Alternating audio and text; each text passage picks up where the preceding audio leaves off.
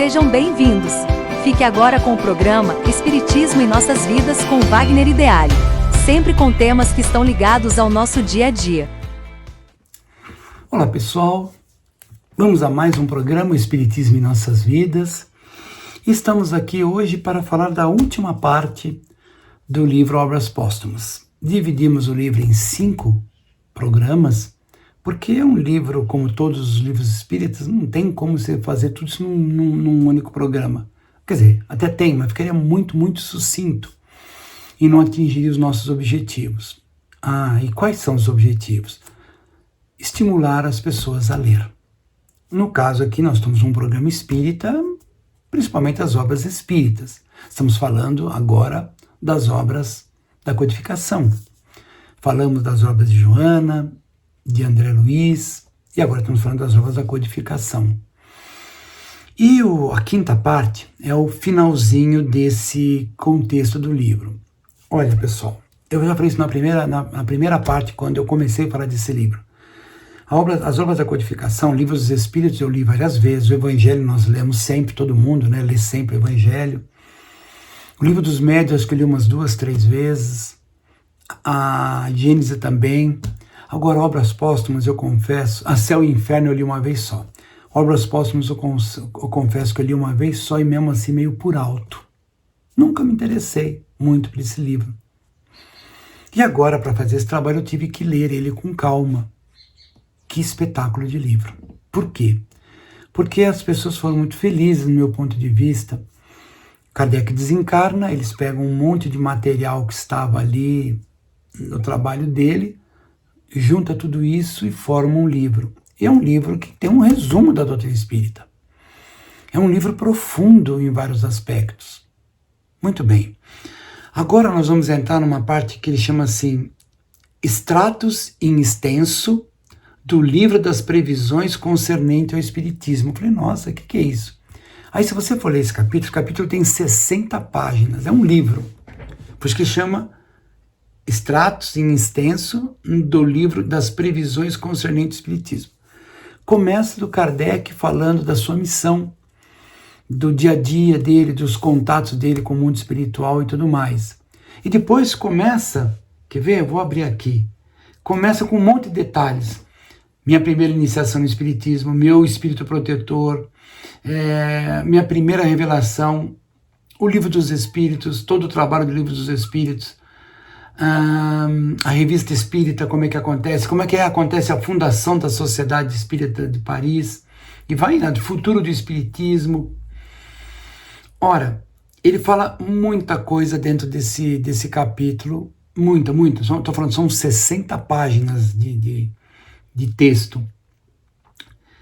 E ele, no final, ele vai falar sobre o livro A Gênese, tudo que envolveu a criação desse livro, os trabalhos pessoais deles e conselhos diversos. Então, esse capítulo é extremamente interessante de ser lido, porque fala muita coisa diretamente das anotações que Kardec tinha na sua casa, porque ele estava querendo fazer mais um livro.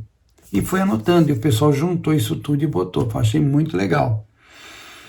Pois tem um capítulo que não pode faltar em nenhum livro espírita. Não pode. Fora da caridade não há salvação.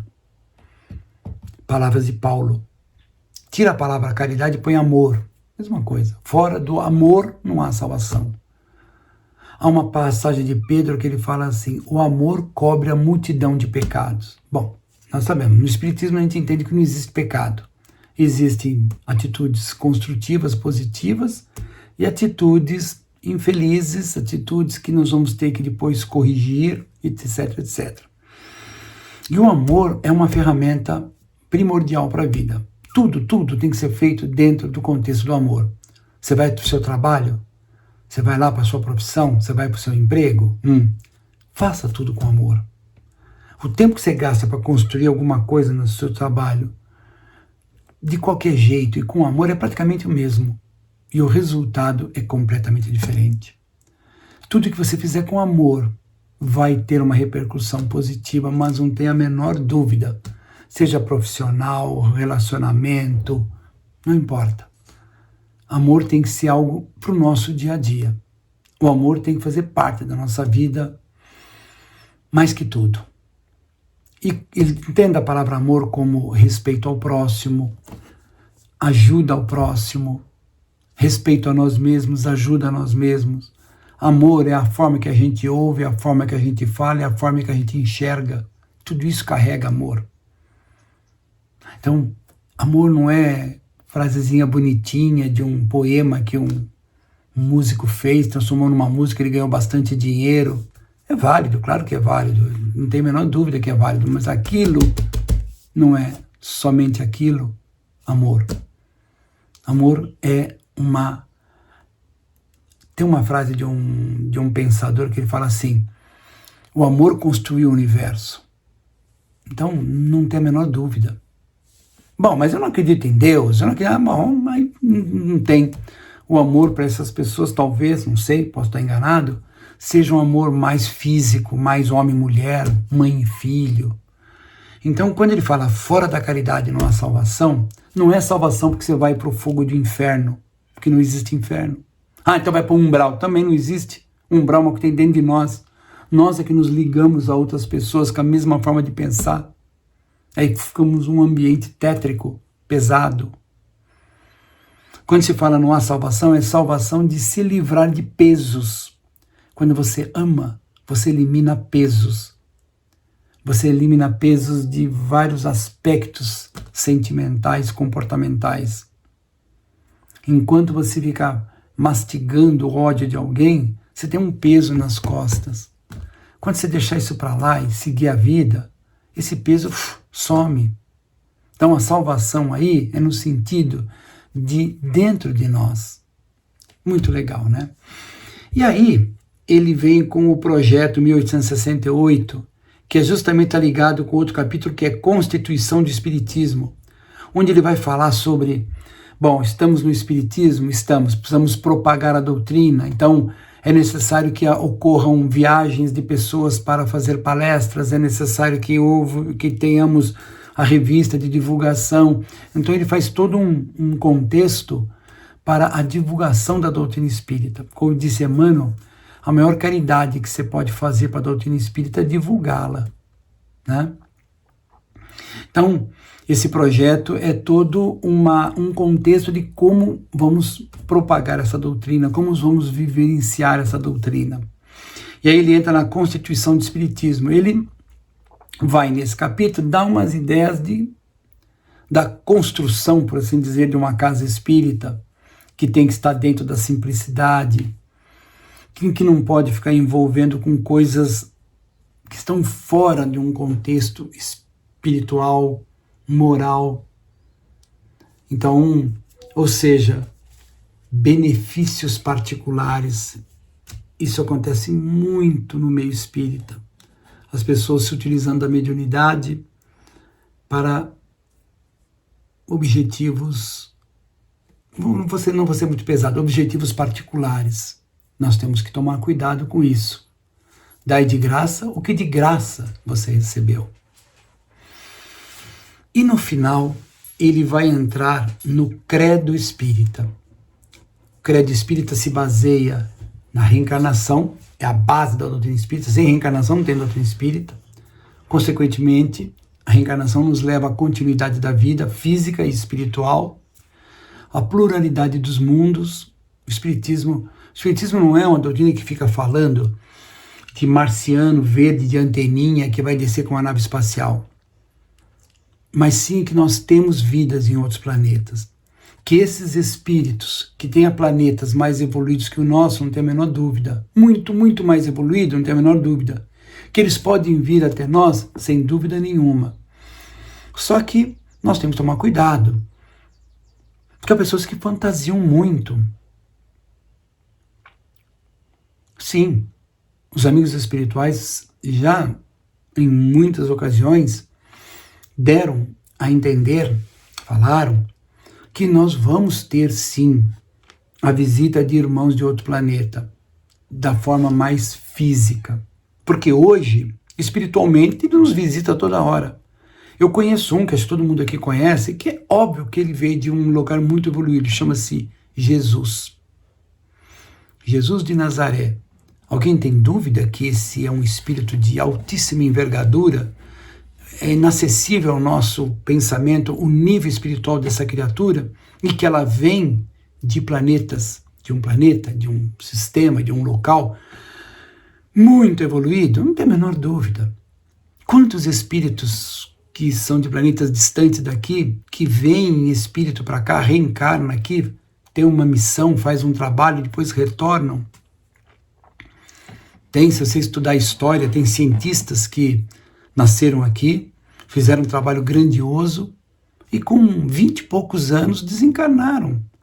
Nossa, mas só, como é que pode? Gente tão ruim que tem aí, ó, já tá velho e fazendo coisa errada, e uma criatura maravilhosa dessa nasce, cresce um pouquinho, desenvolve um trabalho maravilhoso para a humanidade, que com 25, 30 anos desencarna. Que coisa absurda, que Deus é esse? Não, ele veio fazer o papel dele, já terminou, não tem mais por que ficar aqui. Ele volta para o canto dele. É isso que as pessoas têm que entender, que a Terra não é o final das coisas. Esse mundo que nós vivemos, ele é um pedaço, ele é uma passagem, ele é uma escola, ele é um aprendizado. E o credo espírita, então, vai falar de reencarnação, pluralidade dos mundos, pluralidade das existências, a reencarnação, continuidade da vida, sem dúvida, e a caridade. A caridade é algo que supera tudo isso. Porque sem caridade nada disso tem valor. Palavras de Paulo aos Coríntios. Mesmo que eu fale a língua dos anjos, mesmo que eu tenha domínio de todas as ciências, se eu não tiver caridade, não significa nada. Pois é. Então, caridade. Estamos falando em ensinamentos de Jesus. Isso tudo nos leva à continuidade da vida, porque há a justiça divina. A justiça divina nos dá a oportunidade de viver e depois voltar a procurar corrigir os enganos que nós cometemos. O Credo Espírita, o finalzinho desse livro, é muito, muito interessante também de ser lido.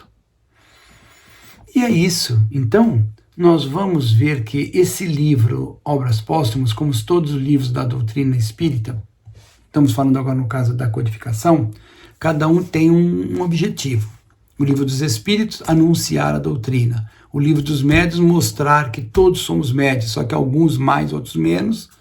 E ser mais médium não significa que ser melhor do que o outro, que é menos médium, tá?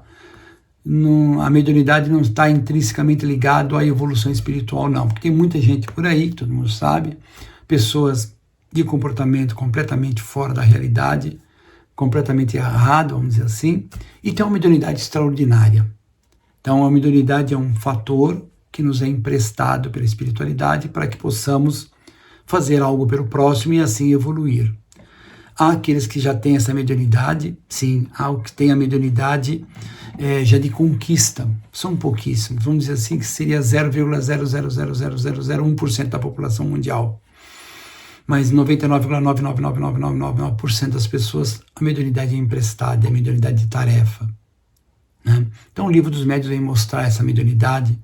Depois nós temos o Evangelho segundo o Espiritismo, mostrando os ensinos de Jesus numa ótica da visão espiritual, da visão espírita. Bacana. Depois nós temos o livro Céu e Inferno, mostrando a justiça divina. É maravilhoso esse livro também. Na sequência, nós vamos ter o livro A Gênese. A Gênese é um livro interessante, porque ele tem algumas colocações lá astronômicas do século XIX, que precisaria ser acertado. Eu não sei quem é que tem a capacidade para fazer isso. Eu não tenho, acredito que no mundo hoje ainda não tem ninguém que possa ter essa ousadia de fazer algumas correçõezinhas únicas somente na parte que fala sobre assuntos astronômicos.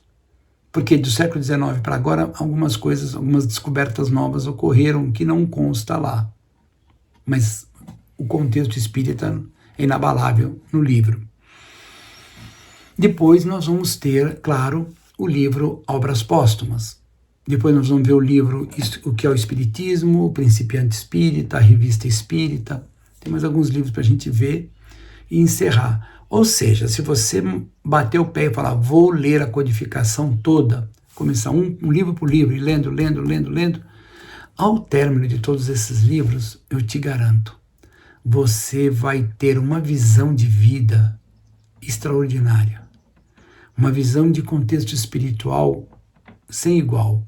Mas lê de forma séria.